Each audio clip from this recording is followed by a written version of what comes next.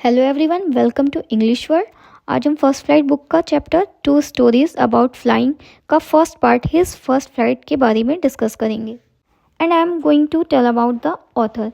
His first flight Liam O'Flaherty ने लिखा था और ये एक आयरिश नॉवलिस्ट थे, साथ ही साथ pros writer and short story writer भी थे। द नेबर्स वाइफ इनकी फर्स्ट सक्सेसफुल नॉवल है एंड इनकी ऑटोबायोग्राफी शेम द डेविल 1934 में पब्लिश हुई थी। And here are the main character of the story and the main character is young seagull। इस story का मेन कैरेक्टर जो है वो यंग सीगल है, जो हमेशा डरता रहता है उड़ने से। उसे लगता है कि अगर वो हवा में उड़ेगा तो उसके जो विंग्स है, उसके जो पंख है, उसको कभी सपोर्ट नहीं करेंगे। और अगला कैरेक्टर जो है वो क्या है, उसके भाई बहन। इस कहानी में यंग सीगल के भाई बहन होते हैं जिन्हें उड़ना आता है, और इस कहानी में उनके पेरेंट्स भी होते हैं जो हमेशा उसको बोलते हैं कि अपने अंदर साहस इकट्ठा करो और हवा में उड़ जाओ। जैसा कि हम जानते हैं, हिज फर्स्ट फ्लाइट कहानी डर पर जीत को व्यक्त करती है। इस कहानी में एक यंग सीगल होता है जिसको हमेशा उड़ने से डर लगता है, लेकिन लास्ट में क्या होता है, वो अपने डर पे काबू पा लेते हैं और उड़ना सीख जाता है। आइए हम लेसन की समरी स्टार्ट करते हैं। पहली लाइन में क्या लिखा हुआ है, a young seagull was alone on a ledge. Seagull क्या होता है, सी बर्ड होता है, यानी कि समुद्री पक्षी होता है। तो एक यंग सीगल होता है, मीन्स बेबी सीगल होता है, जो कहाँ पे बैठा हुआ होता है, लेज। ऑन अ लेज मीन्स किसी चट्टान के किनारे पे वो अकेले बैठा हुआ होता है। अब वो अकेले क्यों बैठा हुआ होता है, क्योंकि जो उसके भाई बहन होते हैं वो उसको उसी जगह पे छोड़ के उड़ जाते हैं। एंड वो क्यों नहीं उड़ता है, आप सोच रहे होंगे।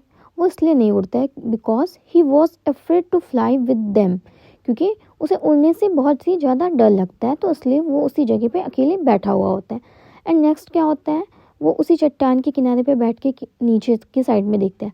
नीचे साइड में जब देखता है तो उसे क्या दिखता है, एक बहुत ही ज़्यादा विशाल समुद्र दिखता है। समुद्र को देख के वो बहुत ही ज़्यादा डर जाता है। फिर वो क्या सोचता है कि अगर मैं उड़ूंगा तो मेरे जो विंग्स हैं, मेरे जो पंख हैं, वो मुझे उड़ने में सपोर्ट नहीं करेंगे और मैं इस समुद्र में नीचे ही गिर जाऊंगा।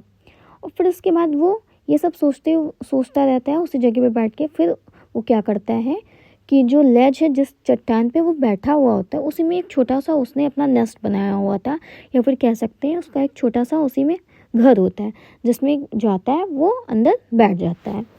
एंड नेक्स्ट लाइन में क्या होता है, the wings of his brothers and sisters were much shorter than his own.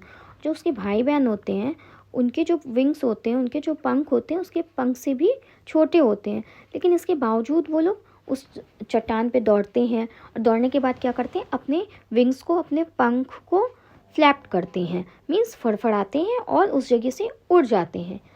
लेकिन जो यंग सीगल होता है वो ऐसा बिल्कुल भी करने का साहस नहीं कर पाता है। वो हमेशा डरता रहता है, वो सोचता है कि जो उसके विंग्स हैं वो उसको सपोर्ट नहीं करेंगे।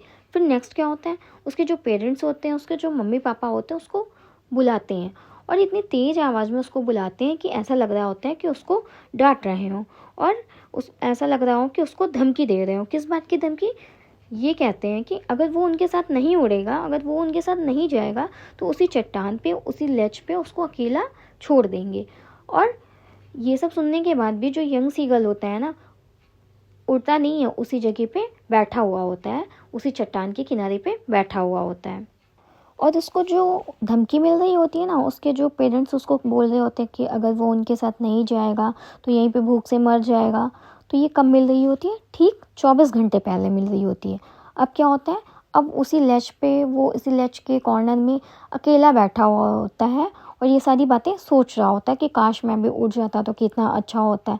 फिर क्या होता है, उसके जस्ट एक दिन पहले, यानी कि 24 आवर्स पहले, उसके जो मम्मी पापा होते हैं बाकी सारे लोगों को, यानी कि उसके भाई बहनों को उड़ना सिखा रहे होते हैं, डाइविंग सिखा रहे होते हैं। लेकिन वो क्या करता है, वो बिल्कुल भी नहीं सीखता है। उसके जो बाकी लोग होते हैं, बाकी फैमिली मेम्बर होते हैं, वो उसके इस बात का मजाक भी बनाते हैं। वो बोलते हैं you are not a brave and all. And next क्या होता है, जैसे जैसे दिन बढ़ रहा होता है, सन की हीट भी बढ़ रही होती है। सन हीट बढ़ने के साथ साथ क्या होता है, उसको बहुत ही ज़्यादा गर्मी फील होती है, और साथ ही साथ वो भूखा भी होता है। भूखा क्यों होता है, क्योंकि उसने उससे पहले वाली रात में भी कुछ नहीं खाया था, तो इसलिए उसको बहुत ज़ोर से भूख भी लगती है। फिर वो क्या करता है, वो चट्टान पे, जिस चट्टान पे बैठा हुआ होता है, उसके एक किनारे से दूसरे किनारे पे दौड़ता रहता है, ठीक है। उसको लगता है कि मुझे उड़ना भी ना पड़े और मैं अपने पेरेंट्स के पास भी पहुंच जाऊं। और उसके पेरेंट्स कहाँ होते हैं, वो जिस क्लिफ पे बैठा होता है, जिस लेच पे बैठा होता है, उसके ऑपोजिट डायरेक्शन में एक प्लेन होता है, यानी कि मैदान होता है, जहाँ पे उसके जो पेरेंट्स होते हैं वो घूम रहे होते हैं, उसके जो फैमिली होती है वो सारे वहीं पे घूम रहे होते हैं। और उन दोनों के बीच में डिस्टेंस कितनी होती है, सिर्फ और सिर्फ एक विशाल समुद्र की। अगर वो उस पहाड़ी से उड़ के उस चोटी के किनारे से उड़ के जाए तो वो अपने पेरेंट्स के पास, अपनी फैमिली के पास पहुंच जाता। एंड नेक्स्ट क्या होता है, the young seagull stood on one leg and pretend to sleep. जो यंग सीगल होता है अपने एक पैर पर खड़ा हो जाता है और ऐसे प्रिटेंड करते हैं कि जैसे कि वो सो रहा हो। फिर क्या देखते हैं कि उसके जो भाई बहन होते हैं वो अपने पेरेंट्स के पास सो रहे होते हैं, अपने पेरेंट्स के पास, या फिर कह सकते हैं लेटे हुए होते हैं। और उनके फादर क्या कर रहे होते हैं, अपनी बीक से यानी कि अपनी चोंच से अपने फेदर को संवार रहे होते हैं, अपने पंख को संवार रहे होते हैं। लेकिन जो उसकी माँ होती है वही केवल उसको देख रही होती है। अब वो जब अपनी माँ को देखता है तो उनसे रिक्वेस्ट करता है, please bring some food for him, please मेरे लिए थोड़ा सा खाना ले आओ। बट उसकी नेक्स्ट उसकी माँ क्या करती है, उसकी माँ भी उसका मजाक बना देती है और उसके लिए खाना नहीं लेके आती है। नेक्स्ट लाइन में क्या होता है, his mother picked up a piece of fish and flew across to him with it. उसकी जो माँ होती है वो मछली का टुकड़ा लेती है और उसकी तरफ उड़ती हैं। जब वो देखता है कि मेरी माँ मेरे लिए भोजन लेके आ रही है तो बहुत ही ज़्यादा खुश हो जाता है। इतना खुश होता है कि वो ऐसा लगता है कि वो खुशी से पागल हो गया हो। बट फिर क्या वो देखता है कि उसकी जो माँ होती है उसके ऑपोजिट डायरेक्शन में रुक जाती हैं। फिर क्या होता है, उसकी माँ और उसके बीच में बस थोड़ी सी ही डिस्टेंस होती है, इतनी कि वो आसानी से उस खाने तक, उस भोजन तक पहुंच सकता था। लेकिन फिर क्या होता है, वो जब उसकी भूख बढ़ती है तो वो उस मछली को पाने के लिए आगे की ओर जाता है, यानी कि वो डाइव करता है, गोता लगाता है। तब फिर क्या करता है, फिर वो बहुत तेज़ से बहुत लाउडली स्क्रीम करता है, when he fail outwards and downwards into space. वो चिल्लाता क्यों है, क्योंकि वो अचानक से जो स्पेस होता है स्पेस में गिरने लगता है। इस चीज़ से क्या होता है, वो बहुत ही ज़्यादा डर जाता है और ऐसा लगता है कि उसकी जो हार्ट बीट है, उसकी जो हृदय गति है, उसकी जो सांसें हैं वो रुकने लगी हों, वो उससे डर जाता है।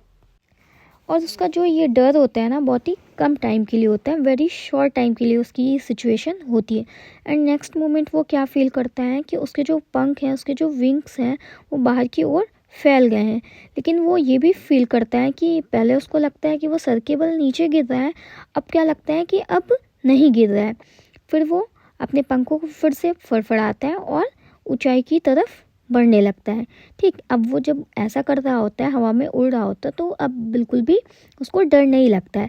एंड नेक्स्ट मोमेंट वो क्या देखता है कि उसकी जो फैमिली है, उसके जो मम्मी पापा और भाई बहन है, वो भी उसके साथ चारों तरफ उड़ रहे हैं। ठीक है, फिर इस मोमेंट में वो क्या है, वो कम्प्लीटली फॉरगॉट हो जाता है, पूरी तरीके से भूल जाता है that he was even afraid of flying.